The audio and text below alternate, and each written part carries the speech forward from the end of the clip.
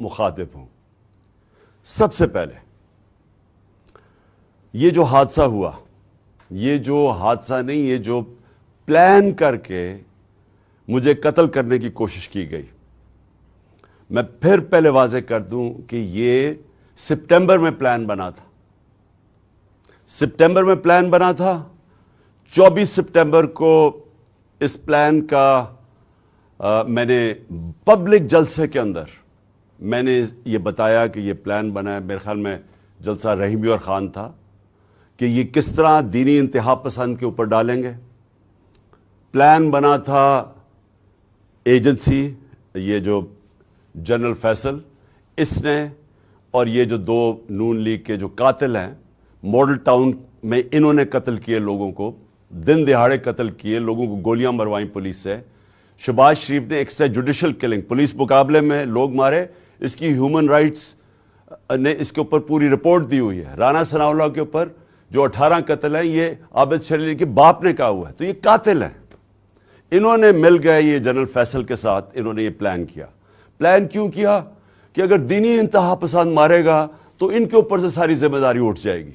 اس کا مطلب کہ عمران خان نے لوگوں کو کوئی توہین مذہب کیا، کوئی اس نے توہین رسالت خدا نخواستہ کی، اس کی وجہ سے یہ ایک اشتعال میں آ کے ایک دینی انتہا پسند نے قتل کیا. یہ سارا پلان تھا. ہمیں پتہ تھا. میں نے 2 جلسوں میں پبلک کو بتایا کہ یہ پلان بنا رہے ہیں، اور یہ پلان پھر وزیر آباد میں سامنے آیا.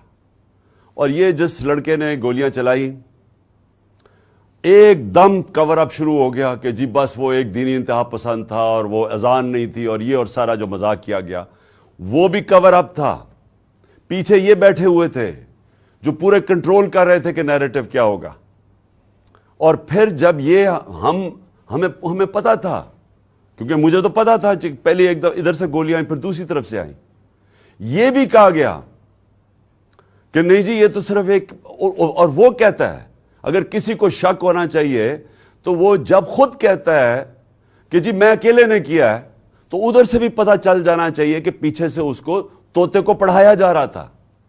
اور اب جب فورینزک ہوا ہے اس کنٹینر کا تو واضح ہو گیا کہ 2 مختلف قسم کی گولیاں استعمال ہوئی، یعنی 2 شوٹر تھے.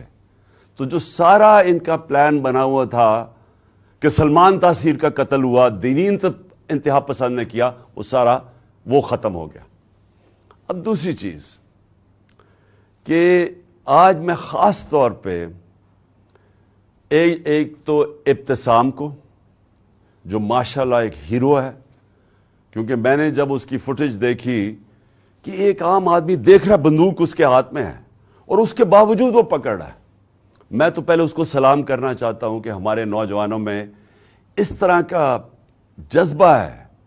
یعنی ایسے ہمارے نوجوان ہیں جو کہ اپنی جان خطرے میں ڈال کے اور وہ بچانے کی کوشش کر رہے تھے. اور میں تو اس کو اب میں کیا کہوں گے، شکر ہے، میں تو اس کی والدہ کا بھی شکریہ ادا کیا کہ آپ نے ایسے اپنے بیٹے کو تربیت کی ہے. دوسرا جو سب سے بڑی ٹریجڈی تھی وہ معظم شہید کی تھی، اور وہ ہم سب سے دیکھی نہیں گئی وہ تصویریں کہ 3 بچے اس کے بیٹھے ہوئے ہیں اور باپ کو جگانے کی کوشش کر رہے ہیں. اور میں پھر سے کہہ رہا ہوں کہ ہم انشاءاللہ پوری ذمہ داری ان بچوں کی ساری زندگی تک لیں گے. اب میں اپنی ساری قوم سے جو 2-3 آج باتیں کرنا چاہتا ہوں. پہلے تو یہ، اب ہماری مارچ رکے گی نہیں. ہماری حقیقی آزادی کی جو تحریک ہے وہ رکے گی نہیں، وہ انشاءاللہ اور زور پکڑے گی. کیونکہ یہ جو اس کے بعد ہوا، اب میرے ذہن میں کوئی شک نہیں کہ جب تک اس ملک کے اندر ہم انصاف نہیں لے کے آئیں گے، ہم حقیقی طور پہ آزاد نہیں ہوں گے. اور ہم حقیقی طور پہ جب تک آزاد نہیں ہوں گے، یہ ملک میں خوشحالی نہیں آنے لگی. یہ اگر کسی کا خیال ہے کہ جنگل کا قانون ہو اور ملک خوشحال ہو جائے، خواب کے اندر تو ایسے ہو سکتا ہے، یا لوگ خواب دکھا سکتے ہیں، لیکن جو دنیا کا معاشرہ ترقی کرتا ہے وہاں سب سے پہلے انصاف قائم کرتا ہے. میرے نبی صلی اللہ علیہ وسلم نے مدینہ میں سب سے پہلے عدل اور انصاف قائم کیا، پھر اس کے بعد خوشحالی آئی. عدل اور انصاف انسانوں کو آزاد کرتا ہے، طاقتور کو قانون کے نیچے لے کے آتا ہے. اور کیا ہوا اس کے بعد؟ جو مجھے پتا ہے، یہ میجر جنرل فیصل اس کے پیچھے تھا. مجھے پتا ہے کہ جب سے میجر جنرل فیصل آیا اور ساتھ اس کے فہیم آیا ہے، انہوں نے تب سے ہمیں اس طرح دہشت گردوں کی طرح انہوں نے ہمارے اوپر ظلم کیا. یہ ہمیں پتہ ہے ان کی بیک گراؤنڈ کیا ہے. بلوچستان میں انہوں نے دہشت گردوں کو کہتے تھے جی بڑا یہ تکڑے ہیں. اللہ معافی دے کہ اگر یہ اس طرح کے لوگ ہیں، دہشت گردی کم نہیں ہوگی. ان کی حرکتوں سے دہشت گردی بڑھے گی. جو ہمارے سے انہوں نے کیا ہے، جو صحافیوں سے کیا ہے، جو ارشد شریف سے انہوں نے کیا ہے. ارشد شریف کی مجھے پتا ہے، ارشد شریف جب مجھے کہہ رہا تھا کون کون اس کو دھمکیاں دے رہا تھا جو ملک سے باہر گیا ہے، اور ارشد شریف میں بعد میں بات کروں گا. اس سے پہلے اعظم سواتی سے جو انہوں نے کیا، یہ جب سے یہ آیا ہے میجر جنرل فیصل، تب سے صحافیوں کو، سوشل میڈیا کو، ٹی وی چینلز کو دھمکیاں کہ جی عمران خان کی پروجیکشن نہیں کرنی. اور تب سے انہوں نے فیصلہ کیا کہ یہ اب ہمیں جس طرح دہشت گردوں کو خوف دلاتے ہیں، دہشت دلاتے ہیں، وہ انہوں نے ہمارے ساتھ کیا. یہ جو ایف آئی آر رجسٹر نہیں ہو رہی، میں پاکستان کا ایکس پرائم منسٹر ہوں، میں سب سے بڑی پارٹی کا سربراہ ہوں، میں اپنی ایف آئی آر رجسٹر نہیں کر سکا کیونکہ میجر جنرل فیصل کا نام آ گیا. یہ کوئی ایسا آدمی ہے جس کے اوپر پاکستان کے قانون نہیں لگتے ہیں. اور D G I S P R کہتا ہے کہ جی ہماری فوج کی توہین ہو گئی. فوج کی توہین تب ہوگی اگر فوج ایکشن نہیں لے گی. توہین تب ہوگی جب ایک ادارہ اپنے آپ کو قانون سے اوپر سمجھے گا. جب وہ یہ کرے گا کہ ایک پرائم منسٹر کا اگر ایف آئی آر رجسٹر نہیں ہوتی، میں سوال پوچھتا ہوں کہ عام آدمی کی کیا حیثیت رہے گی اس ملک میں؟ ایک عام آدمی سے جب کوئی ظلم کرتے ہوں گے یہ لوگ، تو وہ کیا کرتا ہوگا؟ وہ کدھر جاتا ہوگا؟ اور یہ جب تک یہ جنگل کا قانون رہے گا، یہ ملک ترقی نہیں کر سکتا. ہم آزاد نہیں ہو سکتے. انصاف حقوق دیتا ہے، حقوق انسان کو آزاد کرتے ہیں. یہاں تو prime minister, ex prime minister کے حقوق نہیں ہیں. میں ایف آئی آر رجسٹر نہیں کر سکتا اس میجر جنرل فیصل پہ، ان کے اوپر نہیں کر سکتا. یہ جو پرائم منسٹر اور یہ جنہوں نے، میں پھر سے کہوں، ماڈل ٹاؤن میں دن دہاڑے لوگوں کو قتل کیا تھا، جن کی ایکسٹرا جوڈیشل کلنگ کی کہانیاں ہیں، اگر ان کے اوپر ہم نہیں کر سکتے تو فائدہ کیا؟ کیا وہ جو لڑکا، وہ جس نے اپنے بیان بدلے ہیں، اور کیا وہ لگتا تھا دینی انتہا پسند؟ اسے ذرا دیکھیں، کیا وہ اس کی بیک گراؤنڈ ہے؟ کیا وہ اتنا کوئی دینی آدمی لگتا تھا کہ وہ جا کے کسی کو گولی مار دے گا؟ اور اس کو جس طرح طوطے کی طرح پڑھایا گیا ہے، سبق پڑھائے گئے، اور پھر جیسے ہی پتا چلا، اور جو ہم نے تو اوپر سے ہمارے گولیاں گزری ہیں، کہ جیسے ہی واضح ہو گیا کہ دوسرا شوٹر تھا، اس کا مطلب یہ جو سارا پروگرام بنایا ہوا تھا سپٹمبر میں کہ دینی انتہا پسند عمران کو قتل کرے گا کیونکہ اس نے توہین کر دی، وہ سارا ختم ہو گیا. اور میں اس لیے سپریم کورٹ کے چیف جسٹس کو آج مخاطب کرنا چاہتا ہوں. دیکھیں سر، آپ کی بہت بڑی ذمہ داری ہے آج پاکستان پہ. قوم آپ کی طرف اب دیکھ رہی ہے. قوم یہ دیکھ رہی ہے کہ پاکستان کا ex prime minister first information report اپنی درج نہیں کروا سکتا، جو اس کا حق ہے. انویسٹیگیشن ہو، اس کے بعد پتا چل جائے کہ کیا جی جو ٹھیک ہے یا نہیں. میں اپنے سارے جو مجھے پورا پتا ہے کہ یہ پلان کب سے بنا، کیسے بنا، وہ ویڈیو کس نے نکالی، کس ایجنسی نے وہ ویڈیو نکالی، کون سے ایجنسی کے ساتھ یہ جو وقار ستی ہے اس نے اس کو اٹھایا، پھر کس طرح وہ پی ٹی وی نے 4 دن چلائی. اب پی ٹی وی 4 دن اس طرح کی چلا رہا ہے ویڈیو، اشتعال دینے کے لیے اور پلان کرنے کے لیے کہ جب یہ قتل کریں گے تو کہیں گے جی تو اس نے بڑی توہین کر دی مذہب کی. اور اس کے بعد یہ جو نون لیگ کی، یہ جو وہ دونوں مریم، دونوں جھوٹی، اور پھر یہ جو جاوید لطیف، انہوں نے جو پریس کانفرنس کرتے ہیں، میں تب سے لگا ہوا ہوں کہنے کہ ان کا پلان بنا ہوا تھا کچھ اور. ان کو کوئی دین سے تعلق نہیں ہے. چوروں کو دین سے تعلق نہیں ہوتا. چوروں کو صرف چوری بچانے سے تعلق ہوتا ہے. جب چور دین کی باتیں شروع کر دیں کہ جی دین سے توہین ہوگی، تو پیچھے کوئی اور گیم تھی، اور وہ واضح ہوگی کہ تھی. اور ان کے ساتھ مل گیا تھا یہ میجر جنرل فیصل، اور اس کی ٹیم نے پوری طرح یہ سارا کچھ انہوں نے پلان کیا، سارا اسکرپٹ کے مطابق گیا، اور اللہ کا کرم ہے، زندگی موت جس کے ہاتھ میں ہے، وہ کہتا ہے کہ ایک پلان انسان بناتا ہے اور ایک میں بناتا ہوں، اس نے بچا لیا۔ اور میں چیف جسٹس چاہتا ہوں صاحب کہ آپ اس کے اوپر ایکشن لیں۔ قوم آپ کی طرف دیکھ رہی ہے۔ یہاں شہباز گل کے اوپر کسٹوڈیل ٹارچر ہوئی جب سے یہ فیصلہ آیا ہے، اور وہ شہباز گل اس کا نام لیتا ہے، اس کے نیچے لوگوں نے کی، کچھ نہیں ہوا۔ یہاں اعظم سواتی سے جو کسٹوڈیل ٹارچر ہوئی، اس سے جو کیا، ساری دنیا میں بدنامی ہوئی پاکستان کی، کوئی سو موٹو ایکشن نہیں لیا گیا۔ اور جب اعظم سواتی کی وہ جو ویڈیو کیسٹ نکلا ہے، ایک یعنی ملک سوچتا ہے کہ ہم اس سے نیچے گر سکتے ہیں۔ میں چیف جسٹس صاحب پوچھتا ہوں، اس سے نیچے گر سکتی ہے قوم؟ ہماری تو ہے ہی اسلامک سوسائٹی، میں مغربی سوسائٹیز کو کے اندر سے جانتا ہوں، وہاں کوئی تصور نہیں کر سکتا کہ اس طرح کی ویڈیو نکال کے اور اس کی بیوی کو بھیجیں۔ تو ہم کتنا نیچے گر چکے ہیں۔ کب آپ اس ملک کا انصاف کا نظام ہمیں پروٹیکشن دے گا، ہماری حفاظت کرے گا؟ وہ کب وہ وقت آئے گا؟ اور یہ اگر گولی، تو ان کا تو پلان یہ تھا کہ وہ تتر بتر ہو جائے، تو یہ تو دشمن چاہتے ہیں پاکستان کے۔ تو اس لیے میں نے ریکویسٹ بھی کی ہے کہ 4 چیزیں چیف جسٹس صاحب آپ کو دیکھنی پڑیں گی۔ میری ایف آئی آر، اور اب واضح ہو گیا کہ 2 شوٹر ہیں کیونکہ وہ فرینزکس میں نکلا ہے، تو اس کا مطلب کہ جو انہوں نے کہا تھا ایک ہی آدمی نے اور دینی انتہا پسند، وہ ختم ہو گئی بات۔ نمبر 2 اعظم سواتی، اس کے اوپر پوری تحقیقات ہوں۔ اور نمبر 3 جو ارشد شریف سے ہوا ہے، جو ارشد شریف سے ہوا ہے، جو ویڈیو دکھائی گئی ہے ٹی وی پروگرام پہ کل، میرا پہلا سوال یہ ہے کہ ایک ٹی وی اینکر کے پاس کیسے ویڈیو آ گئی، جبکہ اس کی والدہ جو پوسٹ مارٹم کے ریزلٹس مانگ رہی ہیں ان کے پاس تو نہیں آئی، ٹی وی اینکر کے پاس کیسے آ گئی؟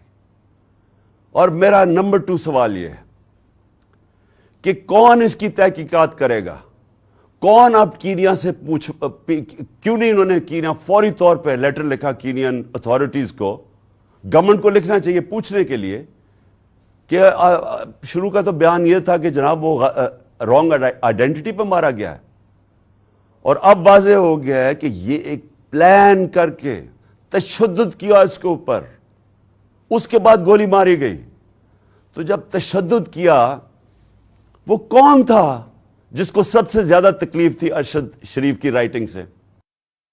تحقیقات اس کی، جب تشدد کیا، وہ کون تھا کو سب سے زیادہ تکلیف تھی ارشد شریف کی رائٹنگ سے؟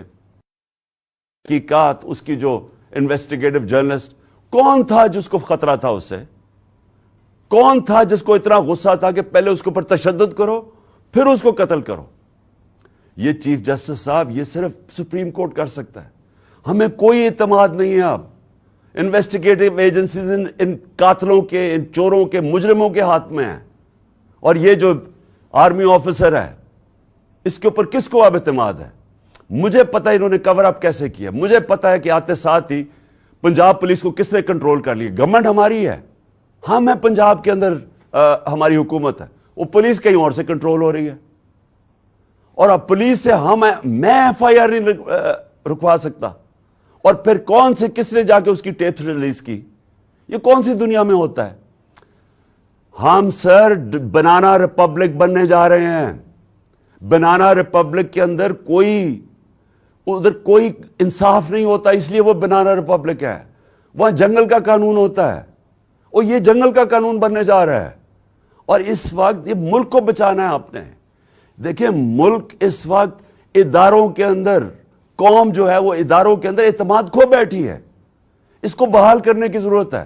ملک اداروں کے بغیر نہیں چلتا، ادارے ملک کو چلاتے ہیں۔ مغرب میں اور ہمارے میں اور ڈیولپڈ ملک اور غریب ملکوں میں فرق ہی یہ ہے کہ ان کے ادارے مضبوط ہیں، کوئی قانون سے اوپر نہیں ہے۔ یہاں مذاق بنا ہوا ہے کہ جی ایک آپ نے آفیسر کے اوپر ہاتھ رکھ، جی ڈی جی آئی ساری فوج کو بدنام کر دیا۔ یعنی یہ اگر سوچ آ جائے جس معاشرے میں، مجھے بتائیں اس سے زیادہ تو دشمن اداروں کا اور ملک کا ہو ہی نہیں سکتا کہ جی ہمارے ادارے کا نام ہی نہ لیں. میں کہہ رہا ہوں کہ یہ پیچھے تھا فیصل, مجھے پتا اس نے سارا کروایا ہے, مجھے پتا اس نے ماسٹر مائنڈ کیا سب کچھ, کیونکہ مجھے تو, میں 3.5 سال پرائم منسٹر تھا, میرے نیچے تھی ایجنسیز, مجھے پتا ہے کیسے چلتی ہیں ایجنسیز, مجھے اندر سے انفارمیشن آ رہی تھی. اور میں اگر پرائم منسٹر, ملک کا ex prime minister FIR register نہیں کر سکتا, اور اگر یہ کہنا کہ جی عمران اپنا سیاست چمکانے کے لیے کر رہا ہے, مجھے سیاست چمکانے کے لیے یہ کرنے کی ضرورت نہیں ہے. اس وقت سارے پاکستان کے اندر کہیں چلے جائیں, ایک اگر پارٹی کبھی بھی اتنی مقبول ہوئی ہے پاکستان کی تاریخ میں, وہ آج یہ پارٹی ہے. اور وہ یہ نہیں کہ میں نے کوئی بڑے کارنامے دیے ہیں, وہ ان چوروں کو دیکھ کے قوم ہماری طرف آ گئی ہے. اور اسی لیے ہمیں ضرورت نہیں پڑی کہ کسی کے اوپر الزام لگائیں تاکہ میری سیاست اوپر چلی جائے. یہ ملک کا مسئلہ ہے, اور چیف جسٹس صاحب یہ ملک کی فیوچر کا مسئلہ ہے, اور یہ فیوچر آپ کے ہاتھ میں ہے. اس ملک کی عدلیہ کے اوپر ساری قوم دیکھ رہی ہے. اس وقت لگتا یہ ہے کہ بس ایک, یہ جو چاہے گا, یہ فیصل جیسے لوگ جو چاہے گا, ان کے سامنے کوئی کھڑا ہی نہیں ہوتا, اور یہ ملک سے دشمنی ہو رہی ہے. ملک تب تکڑے ہوتے ہیں, میں پھر سے آپ کو کہوں, جدھر قانون کی حکمرانی ہوتی ہے. اور میں آخر میں خاص طور پہ پاکستان کی وکلا کمیونٹی کا خاص طور پہ شکریہ ادا کرتا ہوں کہ جس طرح وہ کھڑے ہوئے ہیں, اور مجھے خوشی یہ ہے کہ وکلا یہ سمجھ گئے ہیں کہ اب ان کی ذمہ داری ہے رول آف لا, قانون کی حکمرانی قائم کرنا پاکستان کی وکلا کمیونٹی کی ذمہ داری ہے. اور یہ ایک ڈیفائننگ مومنٹ ہے پاکستان میں. ہر وہ آدمی جو اس ملک میں رول آف لا چاہتا ہے, اور رول آف لا کے بعد ہی حقیقی جمہوریت آتی ہے, اور حقیقی جمہوریت ہی حقیقی آزادی ہوتی ہے. یہ سب اکٹھے چلتے ہیں. اس وقت کچھ بھی نہیں ہے یہاں. تو میں وکلا کے اوپر بھی آج ان کا شکریہ ادا کرنے کے بعد میں امید لگاتا ہوں کہ آپ اپنا رول پلے کریں گے. اور میں اپنے سارے جو آج لوگ آئے ہیں, اور جو آج جدھر سے ہماری مارچ شروع ہو رہی ہے, میں آج سب کو پیغام دینا چاہتا ہوں کہ دیکھیں, یہ عمران خان کے لیے نہیں ہو رہا سب کچھ, یہ آپ سب کے لیے ہو رہا ہے. یہ اس ملک کے مستقبل کی جنگ ہے, یہ اس قوم نے جیتنی ہے. آزادی قومیں اپنی آزادی کی جنگ جیتتی ہیں. عمران خان تو میں تو کوشش ہی کر سکتا ہوں, لیکن آپ سب نے اس میں شرکت کرنی ہے, کیونکہ مستقبل آپ کا ہے اور آپ کے بچوں کا ہے. اور جب تک کہ ایک قوم اپنی آزادی چھینتی نہیں ہے, آزادی کوئی پلیٹ میں نہیں دیتا, تو اس کے لیے جدوجہد کی ضرورت ہے. میں تیار ہوں, جب تک میں زندہ ہوں میں اس کی پوری جدوجہد کروں گا. جب تک میں زندہ ہوں میں کبھی پیچھے نہیں ہٹوں گا. اور میں انشاءاللہ پنڈی پہنچوں گا, اور جب یہ قافلہ انشاءاللہ پنڈی پہنچے گا میں ان کو وہاں ریسیو کروں گا, اور میں سارے پاکستان سے اپنے لوگوں کو انوائٹ کروں گا, سب کو کہوں گا آئیں, کیونکہ یہ اس وقت جو اس ملک کی حقیقی آزادی میں شرکت نہیں کرتا, وہ یاد رکھیں کہ وہ اللہ نے ہمارے دین کے اندر یہ ہمیں حکم دیا ہے کہ ظلم اور نا انصافی کے آپ مقابلہ کرو, جس کو کہتے ہیں جہاد. یہ اللہ کا ہوتا ہے. آزادی کے لیے کھڑے ہونا یہ اللہ کا حکم ہے ہمیں. اور امر بالمعروف, کہ آپ اچھائی کے ساتھ کھڑے ہوں. یہ جو چور سارے اکٹھے ہو گئے اور اوپر بیٹھ گئے ہیں, قومیں چوروں کے خلاف اور کرپشن کے خلاف لڑتی ہیں, کوئی ایک آدمی نہیں کچھ ٹھیک کر سکتا. تو میں ساری قوم کو آج دعوت دیتا ہوں کہ ہمارے ساتھ اس مارچ میں شرکت کریں, اور انشاءاللہ جب میں پنڈی, جس دن میں آپ کو دعوت دوں گا, آپ نے سب نے پنڈی آنا ہے اس ملک کی حقیقی آزادی کے لیے. شکریہ. پاکستان